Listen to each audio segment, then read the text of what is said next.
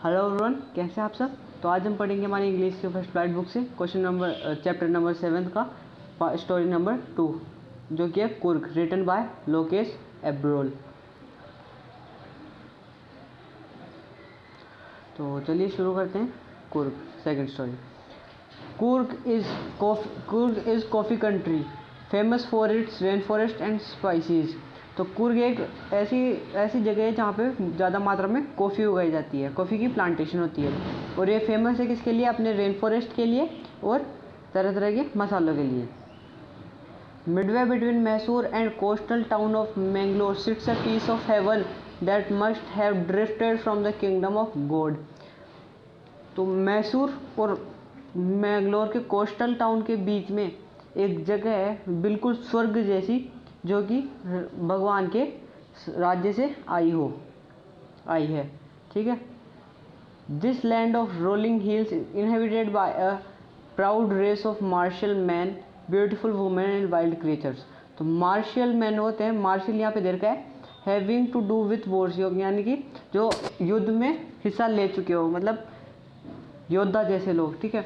तो ये जो भूमि है यहाँ पे आपको ह्यूज हिल्स देखने को मिल जाएगी, और यहाँ पे जो है मार्शल मैन रहते हैं, यानी कि योद्धा आदमी मैन रहते हैं। और यहाँ की महिलाएं बहुत सुंदर होती है, और तरह तरह के यहाँ पे जंगली जानवर भी देखने को मिलते हैं। कुर्ग और Kodagu, the smallest district of Karnataka, is home to evergreen rain forest, spices and coffee plantation. तो कुर्ग का दूसरा नाम क्या है? कोडागू। तो कुर्ग और कोडागू जो है एक छोटा सा स्मॉल डिस्ट्रिक्ट है, कसका कर्नाटका का एक छोटा सा डिस्ट्रिक्ट है, जहाँ पे क्या पाया जाता है? Evergreen rain forest. Evergreen rain forest यानी कि बहुत घना जंगल, जहाँ पे हॉट ह्यूमिड क्लाइमेट होता है और बहुत ज़्यादा बारिश होती है। ठीक है। तो ऐसा रेन फॉरेस्ट पाए जाते हैं, एवरग्रीन रेन फॉरेस्ट। और स्पाइसीज और कॉफ़ी प्लांटेशन भी यहाँ पे पाए जाते हैं। Evergreen rain forest covers 30% of this district. तो जो ये डिस्ट्रिक्ट है कुर्ग, इसका 30% एरिया किससे कवर है? एवरग्रीन रेन फॉरेस्ट से।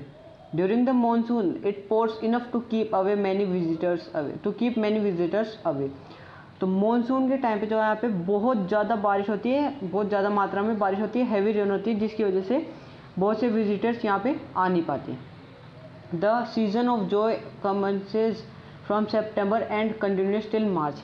तो सीजन ऑफ जॉय यानी ऐसा सीज़न जिस वक्त यहाँ पे विजिटर्स कुर्ग को विजिट करने आ सकते हो। ठीक है। तो ऐसा सीज़न कब से है? सितंबर से लेकर मार्च तक, मार्च के बीच में। The weather is perfect with some showers thrown in for good measure. तो इस वेदर के अंदर, तो ये वेदर एकदम परफेक्ट वेदर है। कब से लेकर? सितंबर से लेकर मार्च तक एक परफेक्ट वेदर है, और यहाँ पे हल्की फुल्की बारिश भी होती है, जिस वजह से ये रेन फॉरेस्ट जो है एवरग्रीन, मतलब ग्रीन रहते हैं हमेशा। The air breathes of invigorating coffee. तो हवा के अंदर एक कॉफ़ी की स्मेल होती है। इनवाइगोरेटिंग मीन्स एनर्जेटिक, इनवाइगोरेटिंग यानी एनर्जेटिक स्मेल होती है कॉफ़ी की। Coffee estates and colonial bungalows stand tucked under tree canopies in prime corners. Tree canopies क्या होता है? तो ट्री कैनोपीज यानी कि पेड़, और पेड़ के ऊपर जहाँ पे पत्ते वत्ते लगे हुए रहते हैं वो होते हैं कैनोपीज। तो पेड़ के मतलब ऊपर तने के ऊपर जितना भी हिस्सा है पेड़ का, तो उस तने के नीचे, तने के ऊपर का जो हिस्सा है जहाँ पे पत्ते वत्ते लगे रहते हैं, उनके नीचे क्या है?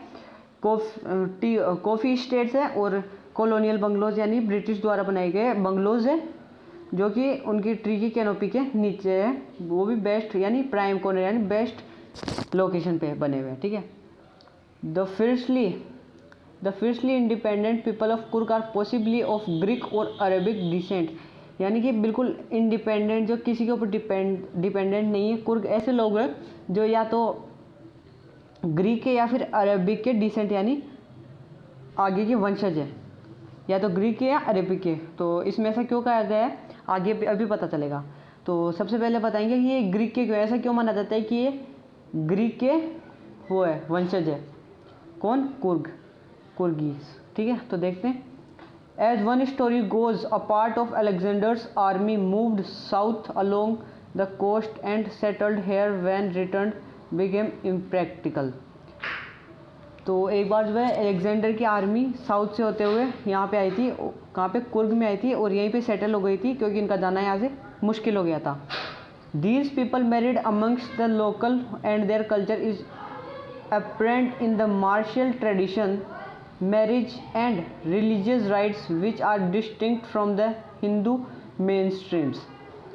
ठीक है, तो ये लोग जो यहाँ पे सेटल हो गए थे, फिर यहीं पे लोकल पीपल से इन्होंने शादी कर ली और इनका कल्चर जो है बिल्कुल अपरेंट है, बिल्कुल सेम मार्शल ट्रेडिशन, यानी कि योद्धा जैसे लोग हैं जो कि अलेक्जेंडर्स आर्मी के थे. और मैरिजेज और इनका रिलीजियस राइट्स भी बिल्कुल जो है किन के जैसा है, ग्रीक्स के जैसा है. ठीक है, which are distinct from Hindu main stream.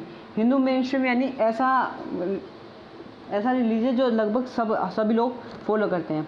तो कर्नाटक में है ये कुर्ग. तो कुर्ग एक ऐसी जगह है जहाँ पे कर्नाटक में कुर्ग को छोड़कर जितनी भी जगह है वहाँ पे एक जैसा ही मतलब रिलीजियस फॉलो होता है, पर कुर्ग में उन सबसे अलग होता है. ठीक है, डिस्टिंक्ट यानी अलग होता है यहाँ पे. The theory of Arab origins. तो ये तो थी स्टोरी कि ये तो स्टोरी थी उनकी कि वो कुर्ग जो है ग्रीक के वंशज है. अब स्टोरी है कि ये कुर्ग जो है अरेबिक के वंशज कैसे हैं, अब ये बताएंगे इस स्टोरी में अगली में. The theory of Arab origins draws support from the long black coat with an embroidered waist belt worn by the Kodavus known as kufia. It resembles the kufia worn by the Arabs and the Kurds. तो ये एक यहाँ पे जो कुर्ग के लोग हैं वो क्या पहनते हैं, एक लंबा सा ब्लैक कोट पहनते हैं जिसकी कमर पे क्या लगा हुआ है, एम्ब्रॉयडर्ड वेस्ट बेल्ट. यानी एम्ब्रॉयडर्ड यानी जिसके ऊपर कढ़ाई की गई है, अलग अलग डिज़ाइन बनाई गई है, ऐसा बेल्ट पहनते हैं जो कि कौन पहनते हैं, कोडावूज पहनते हैं. और इस कोट को क्या बोलते हैं, कूपिया बोलते हैं, जो कि लगभग किसकी तरह सिमिलर है, कूफिया की तरह सिमिलर है, जिसे कौन पहनते हैं, अरब्स और कुर्ड्स पहनते हैं. इसलिए इस स्टोरी से इसमें यह बताया गया है कि ये कुर्ग लोग जो है अरब्स के डिसेंट्स है, यानी वंशज है. Coorgi homes have a tradition of hospitality. तो कुर्गी जो है किस चीज़ के लिए जाने जाते हैं, अपनी मेहमान नवाजी के लिए जाने जाते हैं. And they are more than willing to recount numerous tales of valor related to their sons and fathers. तो कुर्गी जो है इच्छुक है बहुत सी कहानियाँ सुनाने में, मतलब बहादुरी की कहानियाँ सुनाने में, जो कि किससे रिलेटेड थी, या तो उनके बेटों से या फिर उनके पिता से रिलेटेड होती थी. The Coorg regiment is one of the most decorated in the Indian army. Most decorated means यहाँ पे दे रखा है having received the maximum number of awards for bravery in war. यानी कि अपनी बहादुरी के लिए, वॉर के अंदर अपनी बहादुरी के लिए बहुत सारे अवार्ड मिलना. ठीक है, तो कुर्ग रेजिमेंट्स यानी कि कुर्ग एक छोटा सा टुकड़ी थी जिसको बहुत ज़्यादा जो है मेडल्स मिले हुए थे इंडियन आर्मी के अंदर. And the first chief of the Indian army general Cariappa was a Coorgi. और जो पहला चीफ था इंडियन आर्मी का जिसका नाम था जनरल करियप्पा, वो भी क्या था, कुर्गी ही था. Even now Kodavas are the only people in the India permitted to carry fire arms without a licence. और अभी भी जो है केवल कोडावूज ही ऐसे लोग हैं जिनको बंदूकें रखने की परमिशन है, वो भी बिना लाइसेंस के. और ऐसे अपन तो रख नहीं सकते, अपने को लाइसेंस की ज़रूरत होती है, पर इनको ज़रूरत नहीं है. The river Kaveri obtains it's water from the hills and forest of Coorg. तो कावेरी जो रिवर है वो भी यहीं से ओरिजिनेट होती है, और इसका पानी कहाँ से मिलता है इसको, इसकी कुर्ग के हिल से और इसके फॉरेस्ट से. Mahseer a large fresh water fish abound in this water. और महाशीर एक ऐसी मछली है, बहुत बड़ी मछली है जो कि इस पानी में पाई जाती है. Kingfisher dive for their catch, while squirrels and langurs drops partially eaten fruit for the mischief of enjoying the splash and the ripple effect in the clear water। तो किंगफिशर एक बर्ड है जो कि किसके अंदर, नदी के अंदर एकदम झपट्टे से मार के जो है एक मछली पकड़ती है, ठीक है। और जबकि स्क्वेरल्स यानी गिलहरी और लंगूर यानी एक तरह का बंदर है, ये दोनों जो है आधा खाया हुआ फल जो है साफ पानी में फेंकते हैं। किस चीज़ को एंजॉय करने के लिए, स्प्लैश यानी कि एक छपाक से जिस तरीके से वो इफेक्ट आता है और वेव सी बनती है उसके अंदर फल फेंकने के बाद, तो उस चीज़ को देखने के लिए, उस चीज़ को एंजॉय करने के लिए वो फल फेंकते हैं। Elephant enjoy being bathed and scrubbed in the river by the mahouts यानी महावत जो कि एलिफेंट्स का ख्याल रखते हैं, ध्यान रखते हैं, ठीक है। तो एलिफेंट जो है, हाथी जो है नहाना एंजॉय करते हैं, मतलब नहाते हैं, और इन्हें बहुत मज़ा आता है जब इनके महावत जो है इन्हें रगड़ कर नहलाते हैं। The most laid back individuals become convert to the life of high energy adventure with river rafting, canoeing, rappelling, rock climbing and mountain biking, ठीक है। तो एक most laid back individual, most laid back means यहाँ पे देखकर relaxed, not in हरी, यानी बहुत आलसी व्यक्ति भी अगर यहाँ पे आए तो उसमें भी बहुत ज़्यादा एनर्जी आ जाएगी, वो भी बहुत एनर्जेटिक फील करेगा, क्योंकि यहाँ पे बहुत से एडवेंचर करने के लिए, जैसे कि रिवर राफ्टिंग यानी कि मतलब बांस से बनी हुई एक बोट जैसी से होती है, ठीक है, उसे चलाते हैं यहाँ पे एडवेंचर से बहुत से करने के लिए, जैसे कि रिवर राफ्टिंग, बांस से बनी हुई उसको बोट को चलाना। कैनोइंग देर का travelling in a river in A canoe a large narrow boat, यानी कि एक लार्ज नैरो यानी बहुत सी बड़ी सी बोट है जिसके अंदर ट्रेवल कर सकते हैं, ठीक है। ये एक है कैनोइंग। तीसरा है रैपलिंग यहाँ पे दे रखा है going down a cliff by sliding down a rope, यानी कि एक सीधे पहाड़ से नीचे उतरना, रस्सी के सहारे नीचे उतरना, ठीक है, वो हो गई रैपलिंग। अगला है रॉक क्लाइंबिंग, यानी कि ऊपर चढ़ना, पहाड़ के ऊपर चढ़ना, रस्सी को पकड़ के पहाड़ के ऊपर चढ़ना। और आखिरी है माउंटेन बाइकिंग, यानी कि पहाड़ों के बीच में साइकिल चलाना। तो इतने बहुत सारे यहाँ पे एडवेंचर्स होते हैं। तो अगर कोई भी आएगा आलसी इंसान भी, तो वो भी बहुत एनर्जेटिक फील करेगा यहाँ पे आने के बाद। Numerous walking trails in this region are a favourite with trekkers, यानी कि अगर कोई पैदल चलने का इच्छुक है तो वो भी यहाँ पे चल सकता है, क्योंकि यहाँ पे बहुत से रास्ते बने हुए हैं, यानी ऐसे रास्ते जो किसी के चलने से बन जाते हो, तो वो भी यहाँ पे चल सकते हैं। Birds, bees and butterflies are there to give you company, और बर्ड्स पक्षी, मधुमक्खी और तितलियाँ आपको जो है कंपनी देगी जब आप पैदल चलोगे। Macaques, Malabar squirrels, langurs and slender lorises keeps a watchful eye from the tree canopy मैंने आपको पहले बताया था। तो इतने सारे जानवर जो है ट्री कैनोपी पे बैठकर आपके ऊपर नज़र रखेंगे। I do however prefer to step aside for wild elephants. तो राइटर यहाँ पे कह रहा है कि अगर मुझे कोई जानवर एलिफेंट मिल जाएगा तो मैं साइड में जाऊँगा, उसको रास्ता दे दूँगा साइड में होकर। The climb to the Brahmagiri hills brings you into a panoramic view of the entire misty landscape of Coorg. तो पैनोरामिक व्यू क्या होता है, बहुत ऊंचाई से देखने पर जो नज़ारा दिखता है वो है पैनोरामिक व्यू। तो जब आप ब्रह्मगिरी के ऊपर चढ़ोगे तो आपको एक पैनोरामिक व्यू देखने को मिलेगा, जिसके अंदर आपको बहुत दूर तक एक लैंडस्केप दिखेगा, बिल्कुल धुंधला, मतलब अपन ज़्यादा ऊंचाई पे चल जाते हैं तो धुंध रह जाती है, जिस वजह से धुंधला आपको दिखेगा। A walk across the rope bridge leads to the 64 acre island of निसर्गधाम, ठीक है। तो एक आइलैंड है निसर्गधाम जो कि 64 एकड़ में फैला हुआ है, और अगर ये भी एक टूरिस्ट प्लेस है जहाँ पे आप जा सकते हो, विजिट कर सकते हो। तो यहाँ पे जाने के लिए आपको 64 एकड़ में फैला हुआ है, और यहाँ पे जाने के लिए आपको एक रस्सी से बने हुए ब्रिज को पार करना पड़ेगा। Running into Buddhist monk from the India's largest Tibetan settlement at near by Bylakuppe, ठीक है, पता नहीं प्रोनाउंसिएशन सही कर रहा हूँ नहीं कर रहा हूँ, आप देख लेना। बाइलकुपे, तो अगर आप रनिंग इनटू यानी अगर आप बुद्धिस्ट से मिलते हो वहाँ पे, लार्जेस्ट इंडिया के लार्जेस्ट तिब्बतियन सेटलमेंट में कहाँ पे, बाइलकुपे में, तो वो आपके लिए एक बोनस होगा। The monks in red ochre and yellow robes are amongst the many surprises that waits to be discovered by visitors searching for the heart and the soul of India right here in Coorg.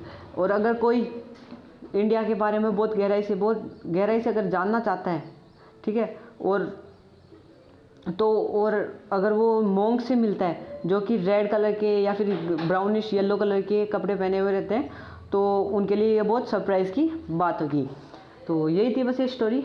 यहाँ पे fact file दे रखी है कि how to reach, कहाँ पे कुर्ग कहाँ कैसे पहुँच सकते हैं। तो Madikeri the district headquarter is only gateway to Coorg. तो अगर आपको कुर्ग जाना है तो सबसे पहले आपको मेडिकेरी जाना पड़ेगा जो कि उस डिस्ट्रिक्ट का हेडक्वार्टर है। The misty hills, lush forest and coffee plantation will cast a spell on you. और वहाँ पे जाने के बाद आपके ऊपर ये एक मतलब धुंधली सी हिल्स बहुत सी और बहुत बढ़िया सा जंगल और कॉफ़ी प्लांटेशन वहाँ पे जाने के बाद आपको मोह लेंगे। फाइंड अ रिजॉर्ट, और वहाँ पे आपके रहने की इच्छा करेगी। Find a resort, coffee estate और stay in a home for a truly Coorgi experience. और फिर आप वहाँ पे किसी रिजॉर्ट में रुक सकते हैं, कॉफ़ी स्टेट में रुक सकते हैं, या फिर किसी के घर में रुक सकते हैं और कुर्ग का एक्सपीरियंस कर सकते हैं। तो वहाँ पे कैसे जा सकते हैं, बाय एयर यानी एरोप्लेन से जा सकते हैं, बाय रेल यानी ट्रेन से भी जा सकते हैं, और बाय रोड यानी रोड से भी जा सकते हैं। तो एयर से जाने के लिए the nearest airport are Mangalore and Bangalore. तो सबसे पास में एयरपोर्ट कहाँ पे है, मैंगलोर और बेंगलोर। ठीक है, अगर आपको कुर्ग जाना है तो सबसे पहले आपको जाना पड़ेगा मैंगलोर या फिर Bangalore. There are flight to Mangalore from Mumbai. अगर आप मैंगलोर से जाना चाहते हैं तो आपको मुंबई से सबसे पहले मैंगलोर जाना होगा, और फिर मैंगलोर से मेडिकेरी जाकर कुर्ग आप जा सकते हैं। या फिर एंड टू बेंगलोर फ्रॉम, और अगर आप बेंगलोर जाना चाहते हैं, बेंगलोर कहाँ से जा सकते हैं आप, अहमदाबाद से, चेन्नई से, दिल्ली से, गोवा, हैदराबाद, कोच्चि, कोलकाता, मुंबई एंड पुणे। और यहाँ से आप जा सकते हैं बेंगलोर, और बेंगलोर से फिर मेडिकेरी, और फिर यहाँ से कुर्ग। अगर आप रेल से जाना चाहते हैं, ट्रेन से जाना चाहते हैं, the nearest rail heads are at Mysore. तो आपको सबसे पहले मैसूर जाना पड़ेगा, या फिर मैंगलोर या फिर हसन। और अगर आप रोड से जाना चाहते हैं, there are 2 routes to Coorg from Bangalore. तो अगर आप रोड से जाना चाहते हैं तो 2 रास्ते हैं, 2 रूट हैं बेंगलोर से होते हुए। Both are almost the same distant, और दोनों जो लगभग सेम दूरी पे हैं, अराउंड यानी लगभग 250 से 260 किलोमीटर की दूरी तक है इनके बीच में। द रूट विया मैसूर इज़ मोस्ट फ्रिक्वेंटेड वन। अगर आप मैसूर से जाओगे तो ये ऐसा रूट है जहाँ जिसको लगभग सभी लोग इसी रूट से जाते हैं। और अगर आप दूसरे रूट से जाओगे तो आपको कहाँ से जाना पड़ेगा, नीलमंगल, कुनिगल या फिर चंद्रयानपटना। तो यहाँ से आप जा सकते हैं। ठीक है, तो ये बहुत कम लोग फॉलो करते हैं इस रूट को, ज़्यादातर लोग मैसूर से ही जाते हैं। तो यही थी स्टोरी। और ये कैसी लगी आपको स्टोरी, अगर आपको समझ आई हो तो वीडियो को लाइक करना। अगर आप ऐसी और वीडियोस देखना चाहते हैं तो हमारे चैनल को सब्सक्राइब करके बेल आइकन को दबा दो, ताकि जब भी हम नई वीडियोस अपलोड करें तो उसकी नोटिफिकेशन आपको मिल सके। तो चलिए मिलते हैं अगले वीडियो में।